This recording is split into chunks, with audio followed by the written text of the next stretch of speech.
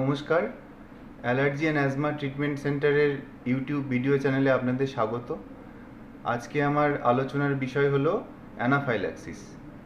Anaphylaxis হলো এমন এক ধরনের সিভিয়ার অ্যালার্জিক রিয়াকশান যাতে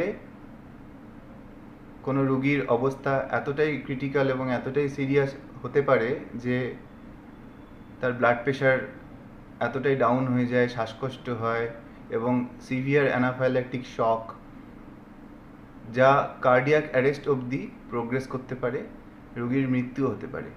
জিনিসটা খুব ভয়াবহ হয়তো শুনতে, কিন্তু আগের থেকে যদি আমরা বিষয়টি নিয়ে সাবধান হই তাহলে এই জিনিসটা কিন্তু আমরা ঠেকাতেও পারি। অ্যানাফাইল্যাক্সিস হলো এমন এক ধরনের সিভিয়ার অ্যালার্জিক রিয়াকশান যার কারণ বিবিধ হতে পারে। প্রথমত, সাধারণত দেখা গেছে যে যাদের অ্যালার্জিক অ্যানাফাইল্যাক্টিক রিয়াকশান হয় তাদের আগের কখনো কোনো না কোনো বিষয়ে অ্যালার্জি হয়তো ছিল। যেমন কারোর স্কিনে অ্যালার্জি হতো, স্কিনে অ্যালার্জির র্যাশ বেরোতো, কারোর হয়তো স্নিজিং, রানি নোজ, নাকে অ্যালার্জি ছিল, কারোর অ্যাজমা ছিল, কারোর হয়তো দেখা যায় ওষুধে অ্যালার্জি ছিল, মানে ড্রাগ অ্যালার্জি, কোনো ওষুধকে হয়তো অ্যালার্জির রিয়াকশান হতো, কারোর ল্যাটেক্সে অ্যালার্জি আছে বা রাবার জাতীয় জিনিসে ল্যাটেক্স। তো সেসব ক্ষেত্রে এরকম সিভিয়ার অ্যানাফাইল্যাক্সিস হতে পারে। যদি আপনারা জিজ্ঞেস করেন যে কার এরকম হতে পারে, সাধারণত যাদের ফ্যামিলি হিস্ট্রি অফ অ্যালার্জি আছে এবং যার নিজের জীবনের কোনো সময় অ্যালার্জি কখনো লক্ষণ কোনো প্রকাশ পেয়েছে, দেখতে পেয়েছেন, তখন কিন্তু তার আগের থেকেই বিষয়টি নিয়ে সাবধান হয়ে যাওয়া উচিত।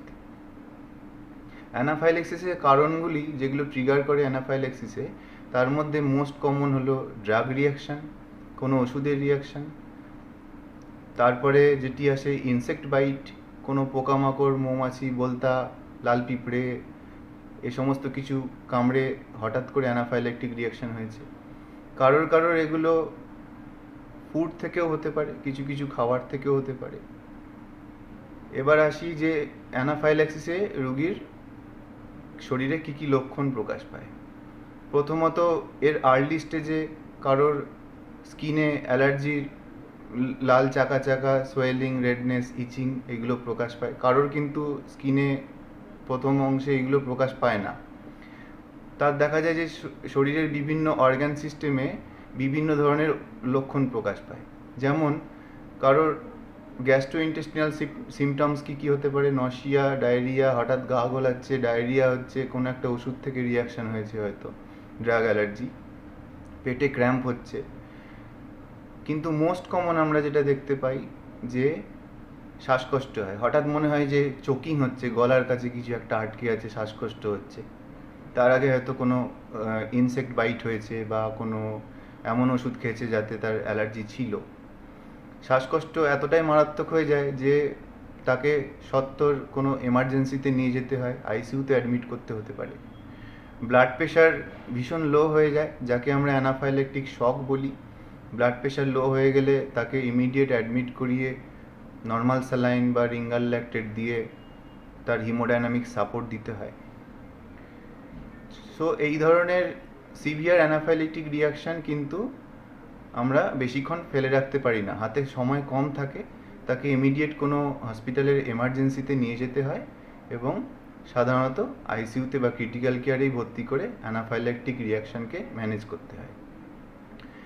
যার পূর্বে জীবনের কোনো অংশে অ্যানাফাইল্যাক্সিস হয়েছে তার কিন্তু জীবনের পরবর্তীকালে আবারও অ্যানাফাইল্যাক্টিক রিয়াকশান হওয়ার সমূহ সম্ভাবনা থাকে।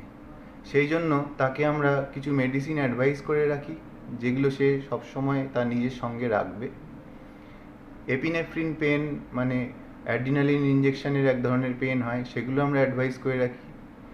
সে তখন অ্যানাফাইল্যাক্টিক রিয়াকশানের যখন শুরুর দিকে মাথা ঘুরে, ডিজিনেস হয়, চোখের সামনে ব্ল্যাক আউট হয়, সে বুঝতে পারে, তখন কিন্তু সে নিজে সেলফ ইনজেক্ট করতে পারে। এই ধরনের চিকিৎসা পদ্ধতি আমরা পেশেন্টদের অ্যাডভাইস করে থাকি, এমার্জেন্সি ওষুধ তাদের প্রেসক্রাইব করে থাকি। এরপরে কোশ্চেন আসে যে অ্যানাফাইল্যাক্টিক রিয়াকশান কি আগের থেকে আটকানো যায়? এর জন্য আপনি যেই বিষয়ে যেই অ্যালার্জেনে আপনি সিমটোম্যাটিক মানে যেই যেই অ্যালার্জেনগুলো আপনাকে ট্রিগার করে সেগুলো আপনাকে জেনে নিতে হবে। সুতরাং আপনার যদি কোনো অ্যালার্জির সিমটমস থাকে তাহলে আপনি পরীক্ষা নিরীক্ষার মাধ্যমে কোন কোন অ্যালার্জেনগুলো আপনার অ্যালার্জিকে ট্রিগার করে বা অ্যানাফাইল্যাক্সিস করতে পারে সেগুলো সঠিক পরীক্ষা পদ্ধতির মাধ্যমে নির্ধারণ করাটা খুবই জরুরি। তার মধ্যে আসে dust, pollen, food panel, insect, আর যাদের ড্রাগ অ্যালার্জির আমরা হিস্ট্রি পাই তাদের আমরা ড্রাগ অ্যালার্জির একটা প্যানেলও করিয়ে থাকি, যে কোন কোন ওষুধগুলি আপনার পক্ষে সুইটেবল নয়, কোন কোন ওষুধে রিয়াকশন হতে পারে, কোন কোন ওষুধে অ্যানাফাইল্যাক্সিস হতে পারে। অনেক ওষুধের অপশান খোলা থাকে যে কোন কোন ওষুধগুলি দেওয়া যাবে, কোনো অসুস্থতা হলে কোন কোন ওষুধগুলি আমরা প্রেসক্রাইব করতে পারবো, সেই অপশানগুলো নেগেটিভ থাকে, সেই ওষুধগুলি আপনাকে দেওয়া যাবে। সুতরাং কারোর যদি অ্যালার্জির কোনো ধরনের সিমটম থাকে কখনো, সেটা রাইনাইটিসও হতে পারে, নাকে অ্যালার্জি হতে পারে, ব্রঙ্কিয়াল অ্যাজমা হতে পারে, স্কিন অ্যালার্জি হতে পারে, ড্রাগ অ্যালার্জিও হতে পারে, বা কখনো ইনসেক্ট বাইট হয়ে সিভিয়ার অ্যালার্জিক রিয়াকশন হয়েছে, তিনি কিন্তু সাবধান হবেন যাতে আপনার জীবনে কখনো অ্যানাফাইলেকটিক রিয়াকশন না হয়। কারণ এটা কিন্তু একটা মারণাত্মক পরিস্থিতি, একটা মারণাত্মক স্টেজ, যেই পরিস্থিতিতে পেশেন্টকে ভেন্টিলেটরে অবধি দিতে হতে পারে। কার্ডিয়াক অ্যারেস্টও অবজার্ভ করা গেছে কিছু কিছু কন্ডিশনে। তাতে দেখা গেছে যে এই ধরনের অসুখগুলো